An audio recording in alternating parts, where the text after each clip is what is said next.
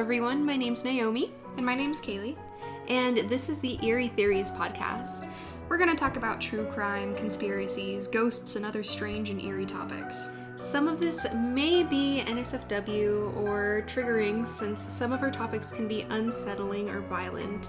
We recommend listening with caution. Thank you for joining us, and we hope you enjoy the show.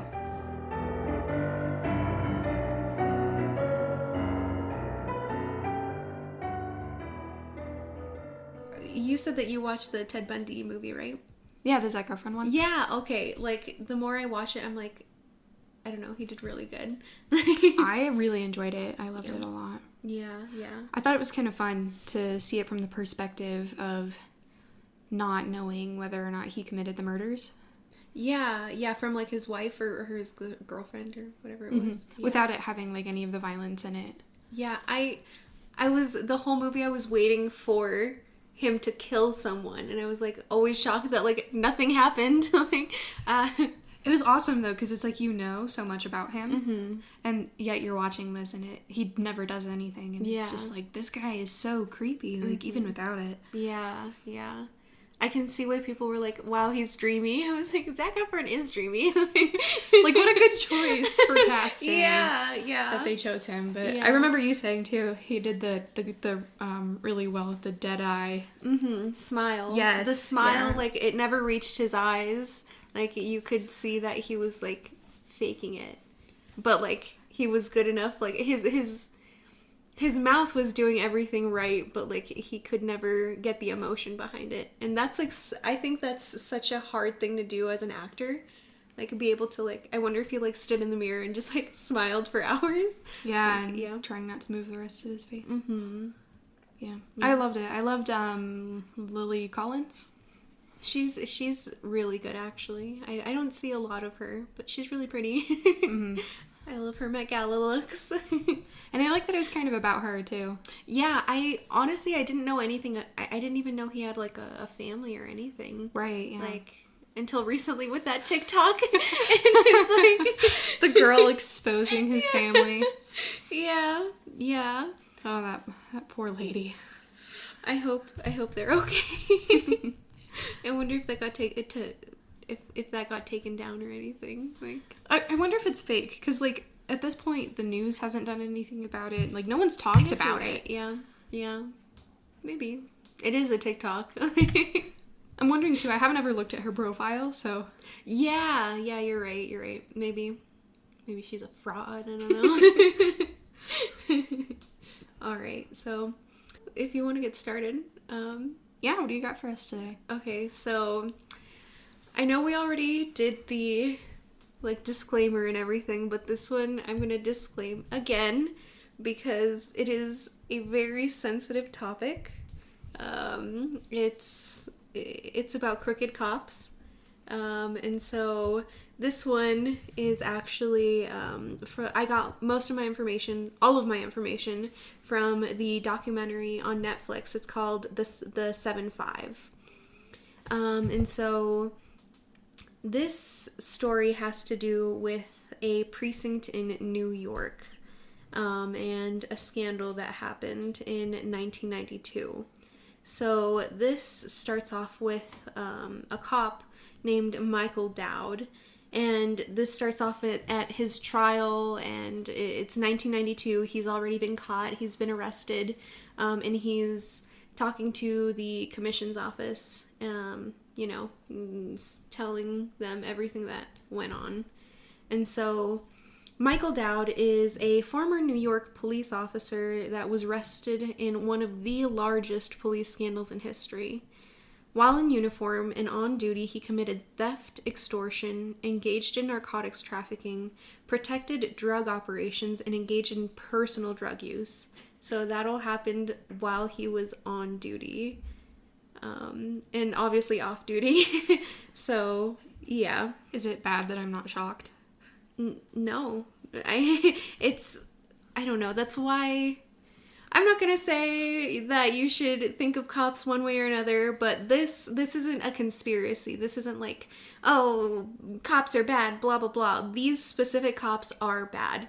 These ones, they use their authority against others, and that didn't have that authority. And so yeah, this guy is kind of an asshole. So he is in front of this jury in a trial. It's televised and everything.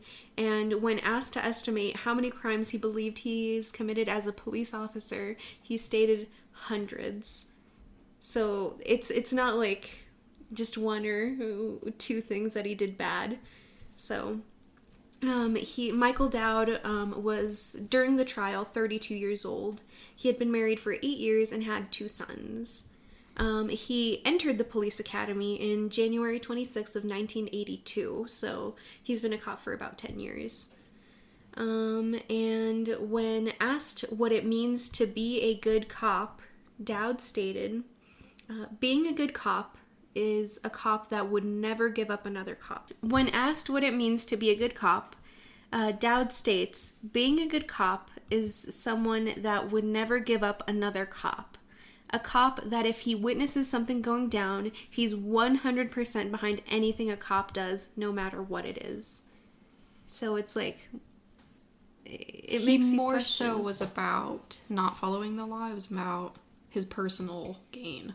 Well, yeah, it's from what the documentary made it seem like, and what Michael Dowd believed, is that before anything else, the only thing that matters is being like a good guy to the cops, like having the cops back. And I mean, I understand camaraderie and everything, but that's a bit twisted. Yeah, it's I think it's kind of weird that when asked what a good cop is, it's not like trustworthy, saves others, like is a hero to society. This is what he believes. So yeah, this is what this specific cop believes. So that's all during his trial. So we're gonna go back 10 years earlier when he first started. So at the time, New York, obviously the crime rates are always high. They're kind of at the top of the country. And so drugs are actually becoming a bigger problem at the time, specifically cocaine. And because of this, drug-related violence is becoming a much bigger problem. And so the 7-5 precinct is in Brooklyn. They lead the city in homicides and police shootings. So they have about 1,000 police shootings a year, and 100 murders a year. And that's just in a 5-mile square radius. That's just their precinct. Within 5 miles, they lead the country in murder. So it's a very, very bad part of the country, very unsafe. And at the time, New York was having about 3,500 murders a year. So it's not like contributing a lot to New York, but it's for how small it is, it's very scary. So we're gonna start off with Michael Dowd's career. This is the first time that he did something that he was not supposed to. So Michael Dowd gets a call on a disturbance on a woman in her apartment. She needs to get in there, and she like needs clothes. She there's a disturbance, so I think it was like a domestic violence dispute or something like that. And so Dowd and another cop named Chicky, that's his nickname, Chicky, they accompany her to the apartment.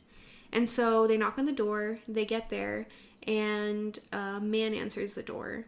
And he, like, his face goes pale, he gets super nervous, they say that it looks like his world ended when he saw cops at the door. And so the woman just, like, goes inside, gets her clothes, leaves. That's all she needed. And so these two, they're like, I know that look, like he's suspicious, and so they grab him, they arrest him, they cuff him, and so they look through his apartment, and they find a trash bag full of weed, like gigantic, they say, like huge. They can't even close it. It's like filled with so much weed. They find also 2 guns, and under the couch, I believe, or somewhere, they find a suitcase full of money. Okay, so drug dealer. Yes. Yes. And at the time, obviously, weed, not really legal. And so... I know this was probably a bigger deal back then than I'm thinking it absolutely. would be now. Yeah. Right now, it's like, maybe it's okay here, like Colorado, but yeah, definitely not okay back then. And so they see the suitcase full of money, and they decide to pocket about $8,000 each, and then they let him go. They say it's his lucky day. And that's all they needed from him. That's insane. Yeah, and that's the first thing that he did, according to him. So that's where it starts. So now it's 1986. In September of 1986, 13 police officers were arrested on corruption charges in the 77th precinct. So that's real close to the 7-5. And because of this scandal, cops are, starting to resign, because some of them that were engaging in these same types of crimes thought, well, if they got caught, I can get caught. And so they started resigning. Smart. Exactly. But not Dowd. He thought, no, I'm better than this. I'm slick, so I'm fine. So we're going to jump to 1987. Ken Eerie, I believe that's how you say his last name. He was in need of a partner, and one of the only people left was Michael Dowd. And so Michael Dowd has had kind of a reputation at this point. Ken doesn't want anything to do with him.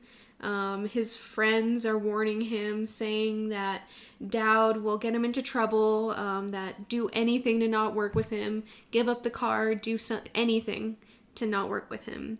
But Dowd is a very smooth talker, so he ends up gaining his trust, and so the two become partners in June of 1987. And so a call comes in, and a woman's house was burglarized.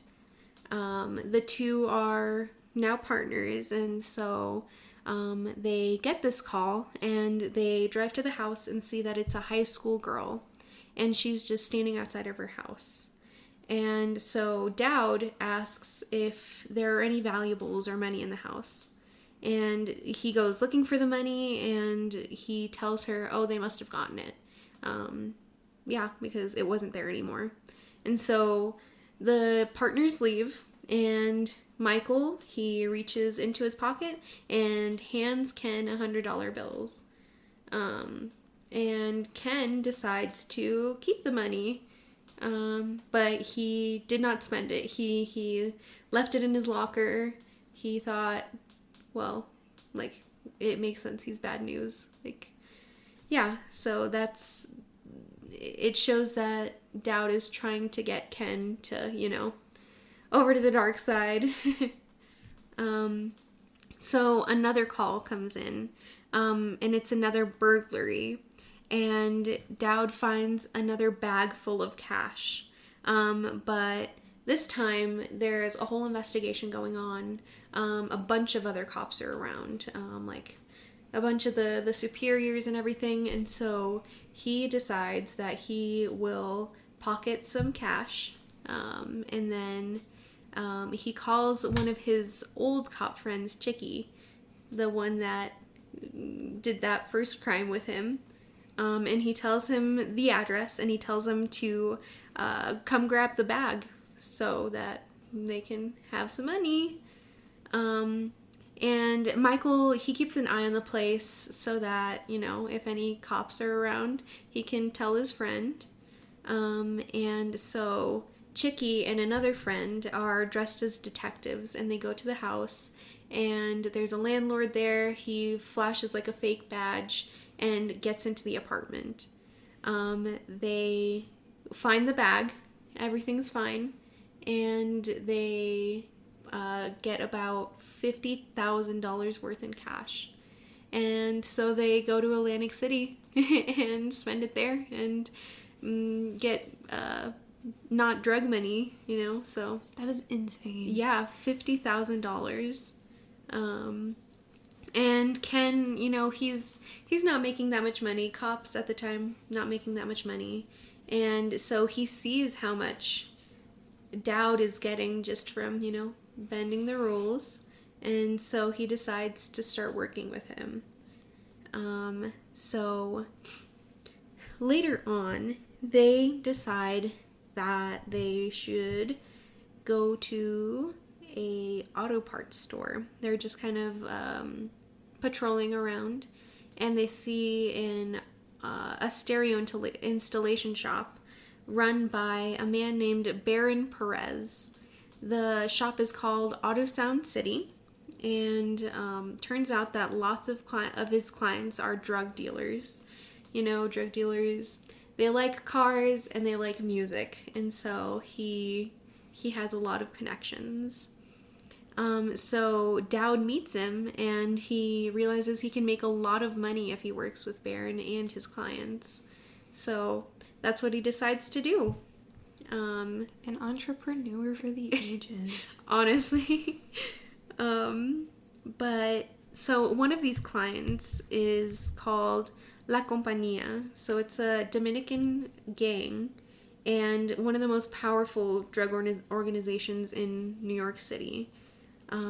So the gang tells Dowd that if he and his partner help him get police insight and everything, they can make $8,000 a week each. And so I can imagine at the time that's even more money than it is now. So yeah, it's a pretty good deal. So they both start working with the gang, and there's another gang that they decide to start working with, and this the leader of the gang is Diaz, and the gang's called the Diaz Organization. So Baron Perez, he acted as a middleman, telling Diaz, the gang leader, that Dowd and Ken can provide police information and protection to his gang. So obviously Diaz is interested, but just to have a meeting as a down payment, Dowd and Ken ask for $24,000 and then $8,000 a week each. Jeez. Yeah, so insane amounts of money, and that's nothing to Diaz, so he gives it to him, and yeah, that's all. Their selling point was that if they knew of or were informed of any raids going into Diaz's area, they would inform him.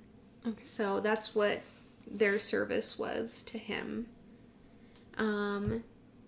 And Diaz's business was actually pretty smart. It was just a little supermarket, and people would get their groceries, and if they needed Coke, they would knock on the door in the back of the store and ask for however much they needed. And so they would buy their groceries, and underneath would be just some cocaine, like whatever they needed. So it didn't look suspicious. I wonder how you advertise that. Just word of mouth. Yeah, I'm guessing so, because, personally, I don't know how drug dealings work. So I assume that everyone just knew where to go for it. So Dowd would get Diaz's workers bulletproof vests and other equipment, so it showed other gangs that they're not anyone to mess around with. Like, it was a symbol of power. Well, especially because you have that cop on your side. Exactly. Yeah. And it's it's not like a rumor or anything. You have proof that a cop is on your side. And so Dowd and Ken were the gang's police escort, pretty much. They would go with them when they were taking shippings from one place to another, and they would be their escort. And so there was a raid that was going on nearby at some point, and Dowd overhears it. So he runs over to Diaz's store and tell them to shut it down. And so he does, and they don't find anything. And he saved Diaz millions of dollars and, jail time. Wow. So he proved to be a good asset very quickly. Yeah. It's a lot of drug money in one area. Yeah, yeah. To think about all of the money that was hidden from other people and then their storefront, and then however many other gangs were involved. Yeah, and not even just the money, but the cocaine. Mm-hmm. Because I can't remember an exact number, but I believe it was about 1 kilo was about $34,000. So they saved him a lot of money. So over the next 6 months, Ken and Dowd conducts about a dozen robberies for the Diaz organization. So these two are pretty much working for a gang. And so at some point, the organization gets stuck up. There's about 14 men in the store. And they have guns to their heads, everything. And it's just by 2 men. 2 men are against all these guys. And so they rob the place, and they end up taking about $700,000. Yeah. And Diaz is like, I don't really care about that money. That's nothing to me. It makes me mad that my organization doesn't look like it can protect itself. And so Diaz goes to Ken and Dowd, and he asks him to find these 2 men. And so Ken and Dowd find them, and when Diaz is asked what happened to these men, he just says that they are not around anymore. So classic. Yeah. So it's, you can assume that these cops helped kill these men. If not help like physically, but at least get them into the right hands. Right. And so some other time goes by, and another call goes out. So cops have these radios in their cars, obviously, and so a call goes out, and a cop is on the radio telling everyone that there's a shooting nearby, and so it's a big one. And Ken and Dowd get on the scene, and there's a cop called Officer Venable, and he's been shot in the back of the head. And Dowd ends up being the one to take Officer Venable to the hospital. And he ends up dying. So he was killed by a gang affiliated with La Compañía. So, yeah, and after that, Dowd starts seeing that he didn't really have the right to be hurt by the loss of a fellow cop. Mm-hmm. Because he's been helping drug dealers stay out of jail. Yeah, but Dowd is said to have taken it really hard. But yeah, I don't think he has the right to. He doesn't think he has the right to either. How funny. Yeah. Some self-awareness about your issues. Honestly, so at least he knows that much. But yeah, so at this point, there's an investigation going on, and there's an informant at the precinct, and he tells the cops that he's going to tell them everything he knows. And the cops like are obviously wanting to take every bit of information he has. And he says, yeah, but you probably don't want to know everything I know. And the cops are like, no, of course I do. Why would I want to not know everything? And the informant says it's because he has information on the boys in blue. And so it's known that a lot of drug dealers will say that they've got cops working with them because, protection, all that. But most of the time, it's nothing. It doesn't amount to anything. They're lying. It's just rumors. But at this point, the informant hadn't given him bad information. They've given them everything that was correct. So why would he start lying now? So, they don't want to believe that anything is going on, but the informant at this point says it's Mike the cop. He drives a red Corvette. And so it's very well known who Mike is and who has a red Corvette. And especially as a cop, to drive a red Corvette. Yeah, why wouldn't that be suspicious? They said that it was very ballsy of Mike to be able to take that to the precinct, because cops at the time, not very big money makers. Why would he be able to buy a Corvette? Yeah, and that honestly was one of his downfalls. So at this point, Internal Affairs has to get involved. And they start an investigation on Dowd, following him on and off duty. And so at this point, Mike is selling coke out of his cop car, as well as becoming heavily addicted. So he's using it as well. So now we are at May 6th, 1982. Both Ken and Mike notice cars following them. So Mike Dowd, he gets to work, and a man with a badge goes up to him. He says he's working with Internal Affairs, and he needs to be taken for a department-ordered drug test.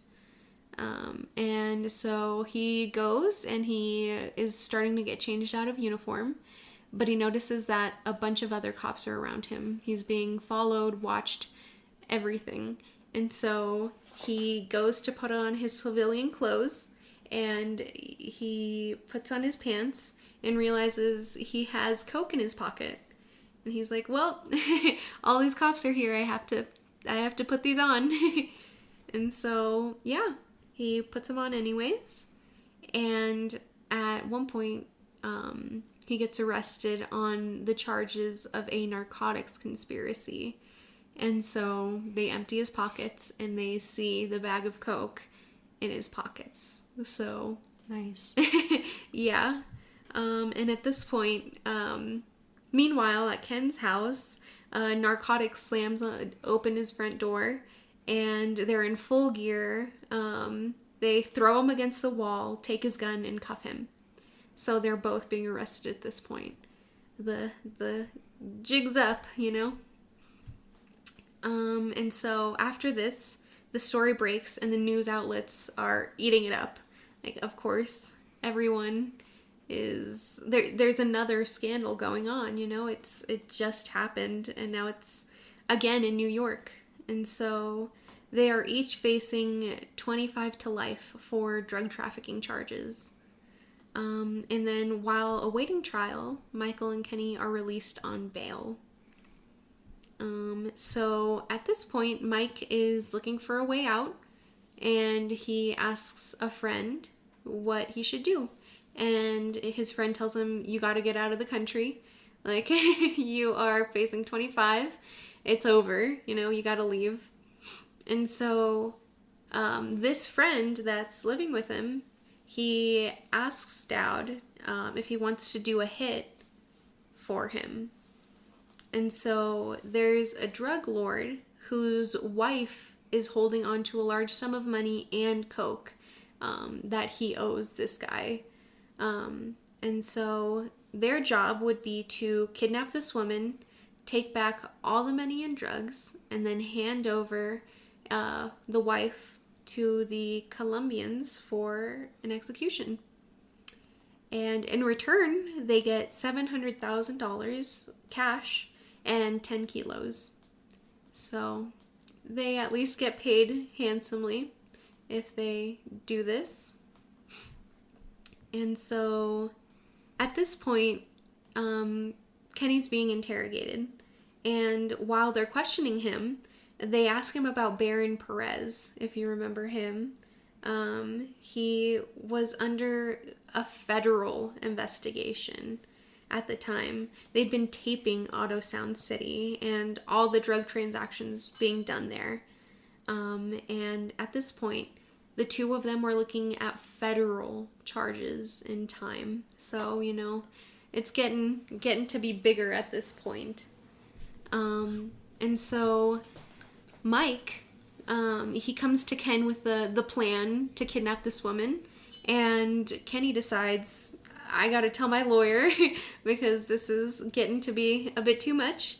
And so he starts cooperating with the feds. And he ends up getting, they called it a micro recorder, but it's like gigantic, you know, at the time, not that great. And then his phone is wired. Okay, so at this point, he's a double agent. And so Mike's plan to kidnap this woman is to deliver a bouquet of flowers to the house, and then when the woman answers the door, they'll take her right there. And so, unfortunately for him, a very similar crime happens a few days before. Yeah, isn't that crazy? That's awesome. Yeah, but this woman gets murdered, so it's like, yeah, but Mike is like, who cares? Not every single flower bouquet is going to end up killing you, so yeah, but either way, it puts a wrench in his plan, and so he calls Kenny, which at this point, his phone is wired, and so now federal agents have a recording of Mike committing yet another crime. Nice. So it digs him in deeper. So this day is July 30th, 1992. Federal agents go to the woman's house, the one that they're planning to kidnap, and they tell her that her life's in danger. And so they take her to a safe location, and the agents stay in the house, which super cool, out of a movie. I know, I mean, that's some spy stuff right there. Yeah, but so Ken and Dowd, they're both driving to the house, and they know what they're doing, so they get a police scanner. And so they listen in, and they're tipped off that there's a stakeout going on near the house. And so Mike says, no, we can't do this. I don't want to do this. And Ken, you know, wanting to get him caught, is like, no, let's go. We're this far in. Let's do this. And Mike's like, absolutely not. I'm not getting caught. And yeah, so the plan isn't according, like, the plan is not going according to plan. And so Mike notices that he's getting followed by a bunch of cars. And so he is starting to get, like, worried. He doesn't understand why he's being followed. Like, who would have told anyone to follow this car? And so he starts thinking that the two of them have been set up. Mm-hmm. And so the original plan, if things had gone smoothly, is that the two of them were going to get to the house. They were both going to get arrested, and Kenny would eventually be released, since he was cooperating, and Mike wouldn't have known anything. So Kenny's wife and kids are also meant to be put under police protection, put in a different location while the trial gets sorted out. So they're waiting for federal agents to tell them it's time to go. They have their bags packed. The furniture in their house is all gone. They're ready to leave. And so because the plan didn't go how it was supposed to, Kenny and Mike end up at Kenny's house. And so Kenny starts getting real worried because, he probably is starting to get suspicious. He doesn't want Mike to know that he's working with the cops. And so he tells him, "Oh, wait a second, I need to make sure that my wife's not, naked." And Mike's like, "What do you mean? You've never had to check before? That doesn't make sense." And they go inside, and Mike notices, "Where is all your furniture?" And Kenny's like, "Well, I'm selling the house." And Mike's like, "Well, why would you take the furniture out so soon?" And Kenny's like, "Well, it shows off better if the furniture is gone." And Mike's like, "I had to hand it to him. He had really good answers for everything I asked." But either way, he was getting suspicious. Mm-hmm. Mike didn't know what was going on, so he ends up going back to his house. And so since he's starting to get suspicious, he knows that the DEA is surveilling him. The cops decide that it's time to arrest him. So the cops get there, they get into the cul-de-sac, they screech in there, and one of the agents actually, he goes up to a kid riding his bike, and he's like, "You should probably get inside." You gotta get out of here. Save yourself. Yeah. And so the kid immediately goes and runs into his house, and it was Mike's kid. Oh. Yeah, and so he's running into his father's house. So at this point, he gets arrested. Again. And so Kenny, he has never served a day in prison, which is interesting. But I guess that's what you get for making a deal. Well, I would understand reduced time. Mm-hmm. But he still committed so many crimes. I don't know if other dealers get the luxury, Right. I wonder if it's just because he was a cop, or if it actually was a deal that they made and they can make with any type of person. Well, I'm wondering if a judge saw that and they were like, "Oh, well, he gave himself up. Yeah. He's telling the truth." And Yeah. Either way, the entire time, Mike was definitely the mastermind of everything. Right. So maybe it was like a psychological disturbance or something. Mm-hmm. Yeah. So, yeah. Everyone considers him a rat, obviously. Police-wise? No, the criminal-wise. Okay. Interesting. Yeah. Diaz goes, I don't understand why he would have done that. That's the worst thing that you could do ever. And another one of the guys that was working with Mike and Ken says that at least I don't have to look over my shoulder every 5 seconds because I didn't rat out someone, which... It's like the movies. It's like that whole loyalty thing. Yeah. We are brothers. Well, the thinking is just so strange. Mm-hmm. I don't understand, their morals. Loyalty seems to be the number one thing, but killing people is whatevs. Mm-hmm. It's just such strange morals. It's weird how I saw them when they talk about this cop, Officer Venable, that got shot and killed. They all were crying.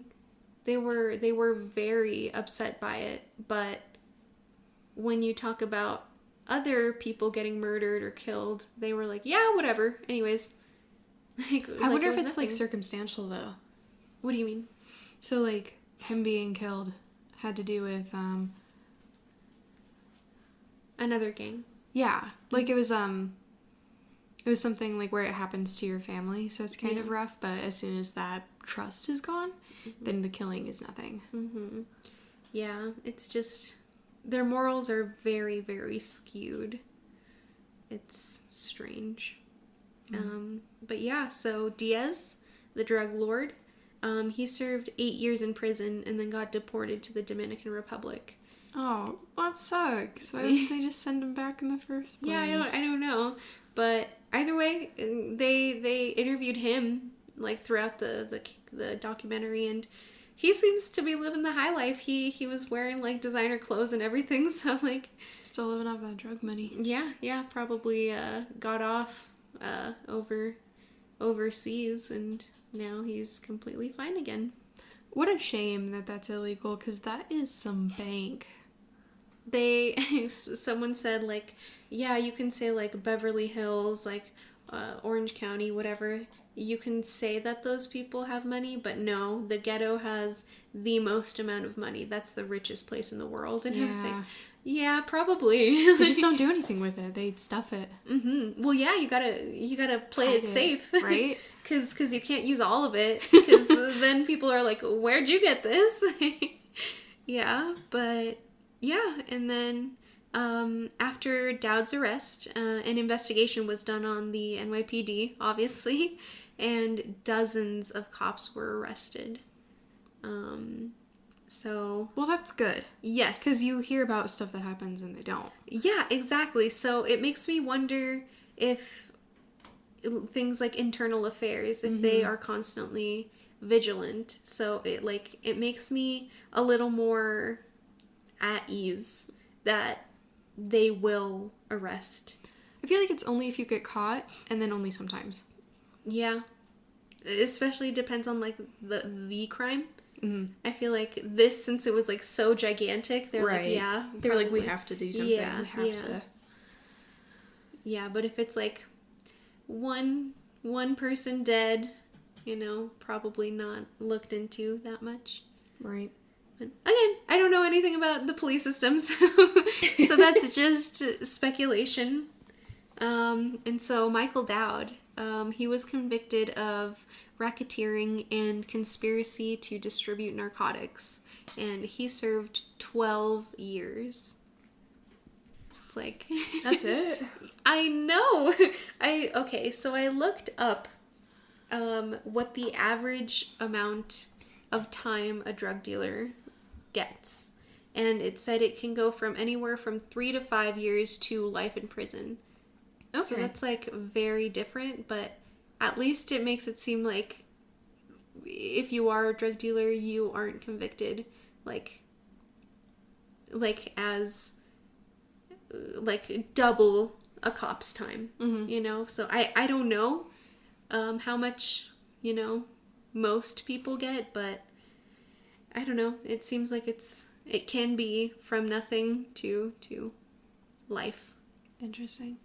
Yeah, so that is the Precinct 7-5.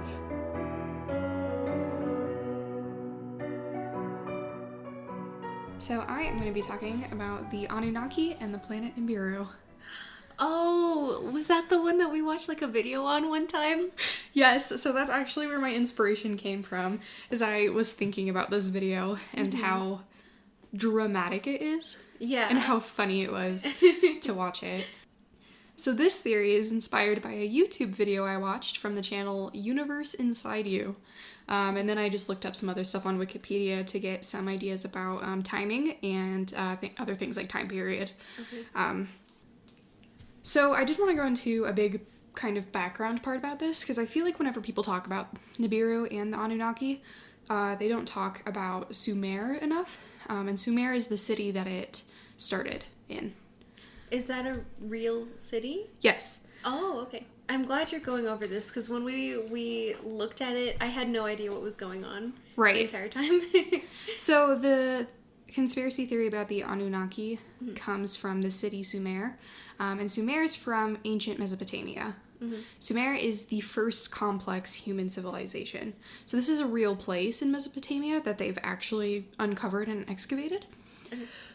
So what a complex human civilization means is this is when humans stopped being nomadic and they stopped moving around. This is when they started to settle.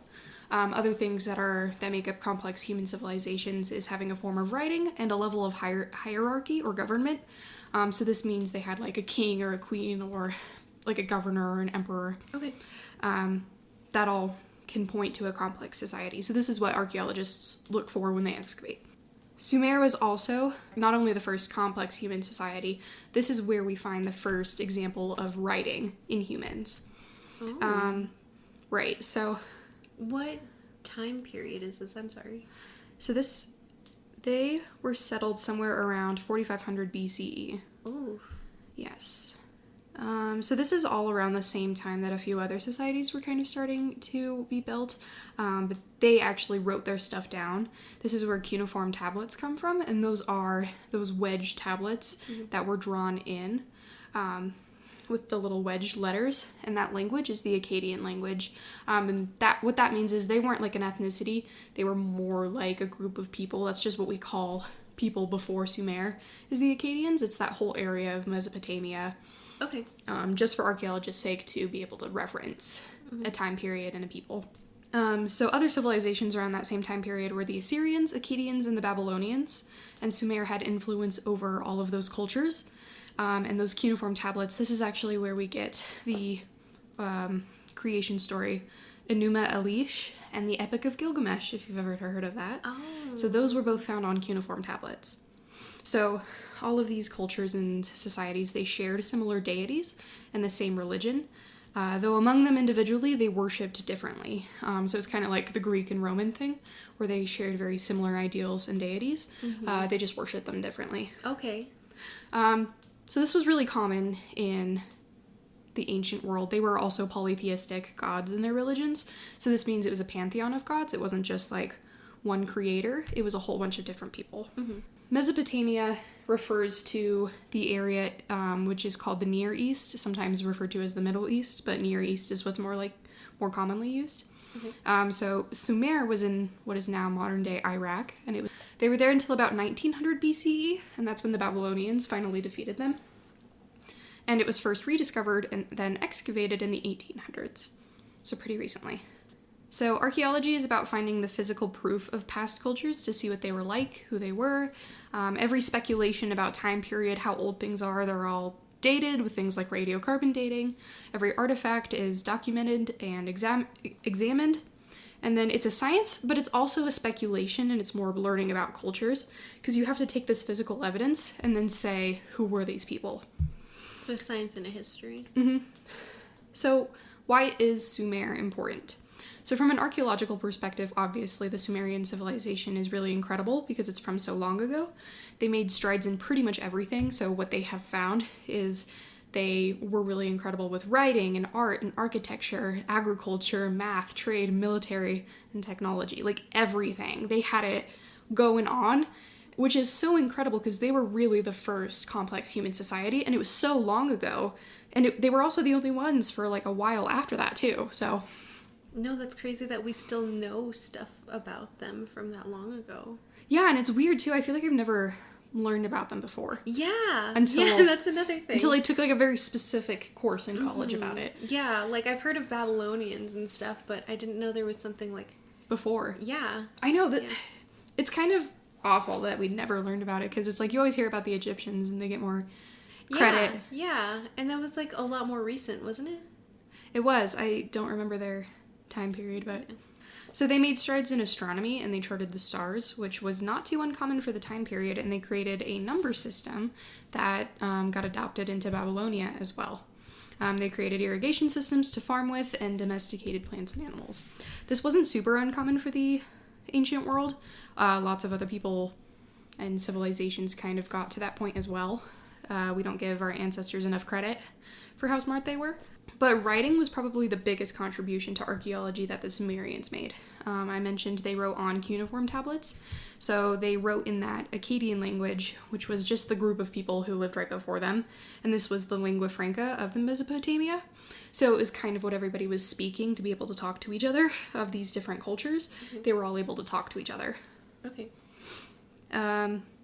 When the tablets were found, it was kind of a race to translate it from Akkadian. And this is where the written works like Epic of Gilgamesh came from, and the Enuma Elish. So from a biblical perspective, the Babylonians are a huge military threat to the surrounding areas as they grew their empire. So they're mentioned in the Bible, and they're responsible for the burning of the city of Jerusalem that's detailed in the Old Testament. And archaeological findings coincide with the stories, so it probably was a real occurrence. So biblical archaeology is a subfield of archaeology, and a lot of that is about finding the physical proof, and then going through the Bible and saying, like, wow, like, this is uncanny, these match up perfectly, this has to be what it is. But since no one was there, we don't know the truth. It's only a speculation. Yeah. Even if it's perfectly pieced together, they still can't say that it's true. Which is fair. I want to see, like, what they have found that's similar like that. So, the burning of Jerusalem. Okay. So, they've actually found all of that evidence, and the houses covered in ash. Like, the whole entire city was just destroyed by the Babylonians, and there's the arrowheads that they found. Those are Babylonian artifacts. Like, everything just matches up perfectly. Wow. Yeah. So another thing I want to mention is that I talk about some religious topics. I talk about the Old Testament and some other items. So this conspiracy theory is somewhat Christian, but it's not like all Christians believe in this, since it deviates from a lot of Christian ideals. I also talk about mythology, the first creation story in human history. So when you do like a mythology class, you usually learn about the creation stories, and that's different cultures and religions' ideas of how humans and the universe was created. So the very first one that humans ever wrote down was the Enuma Elish. And then the very first hero story, that was the Epic of Gilgamesh. Wow. Yeah. So this conspiracy works really well because it really is the first human account of how we were created. So you'll see a lot of parallels in this one. It's Christian and at the same time just kind of insane because it's about aliens.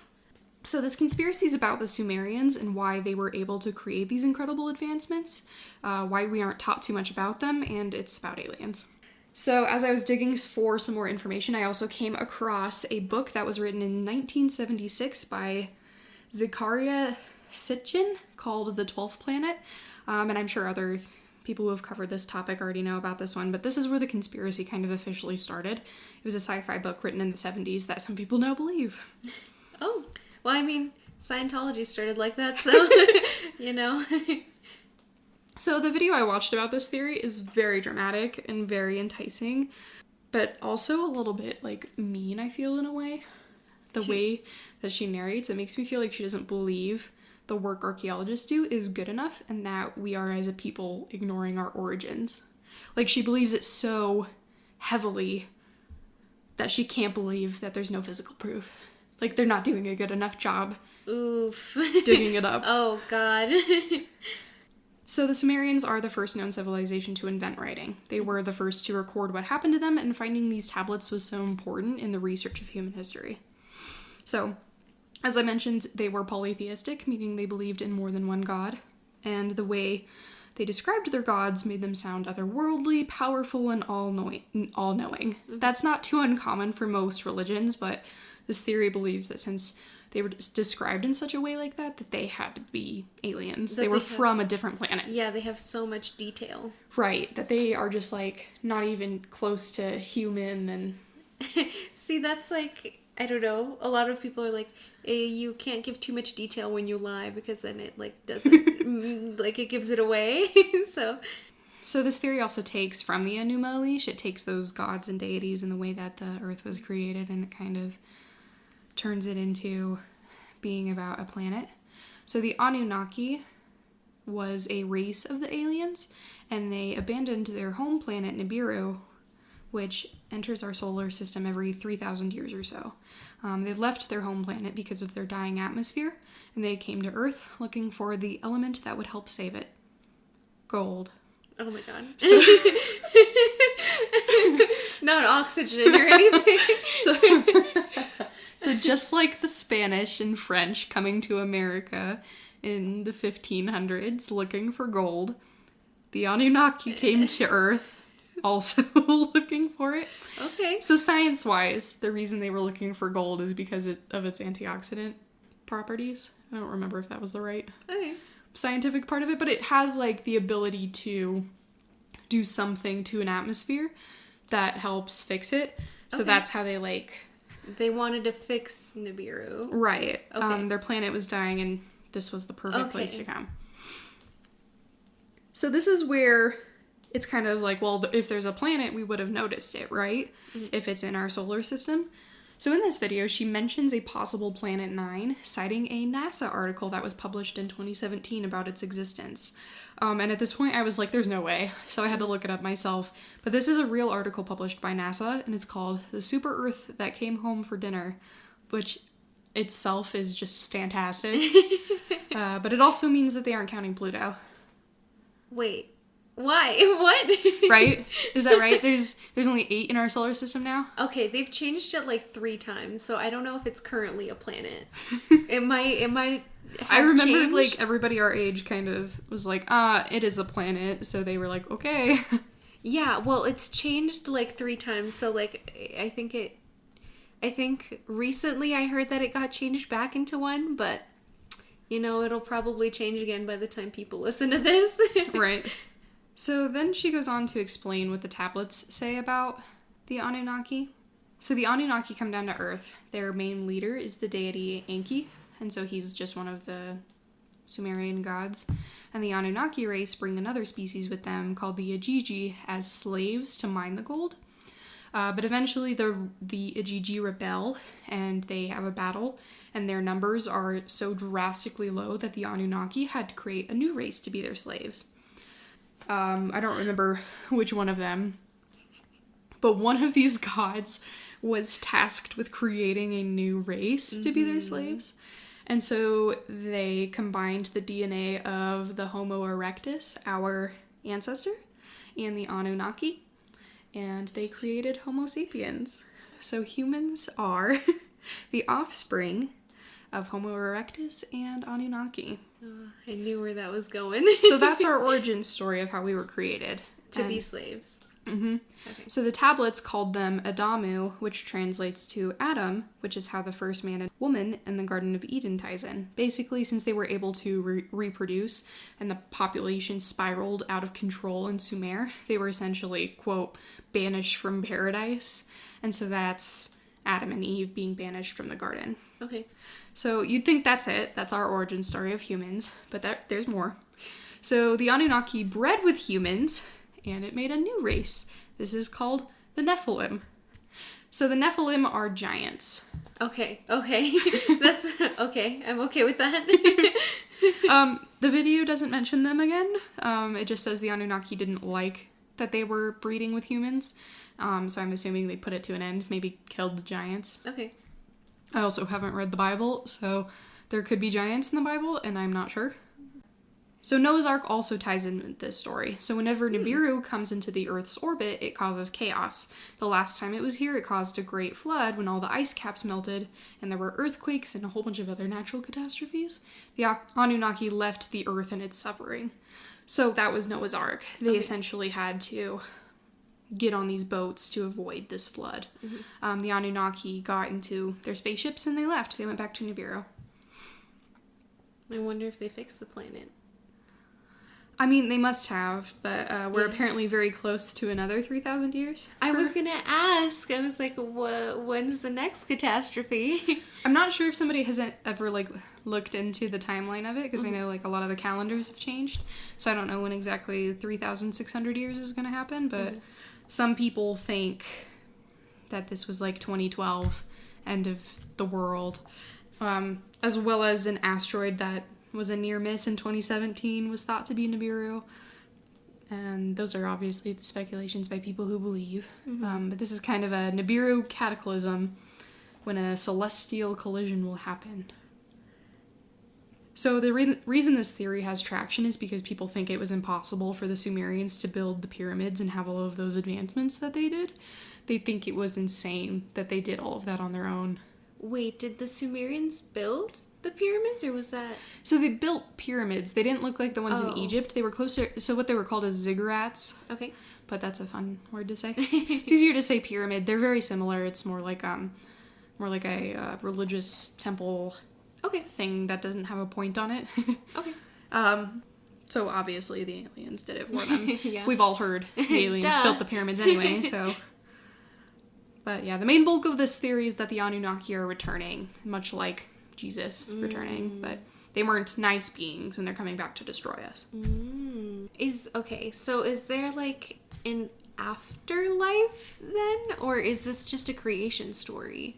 Or do they have any? So this is more of like trying to, the best way that I can put it is it's a Christian way of trying to justify aliens being real. Okay. If that makes sense. Okay, yeah. Only because it's the Enuma Elish is the main creation story, and it's only a little bit different from aliens. Obviously, it's closer to what you would hear from other cultures and myths, where it's like, in the beginning there was nothing, then Enki created man. Yeah. And it doesn't like explain how they did it, but yeah.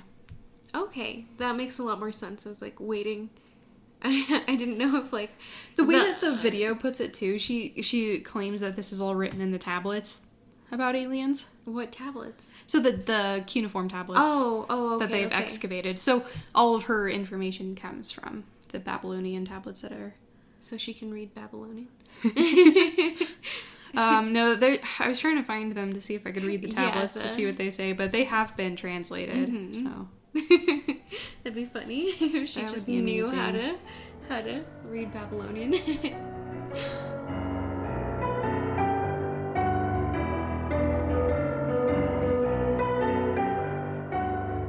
Thank you so much for listening to the Eerie Theories podcast. If you want to hear more of us, go ahead and subscribe so you never miss an episode. Also, give us a follow on Twitter at Eerie_theory and let us know what topics you'd like to hear on our show. We'll see you next time on Eerie Theories.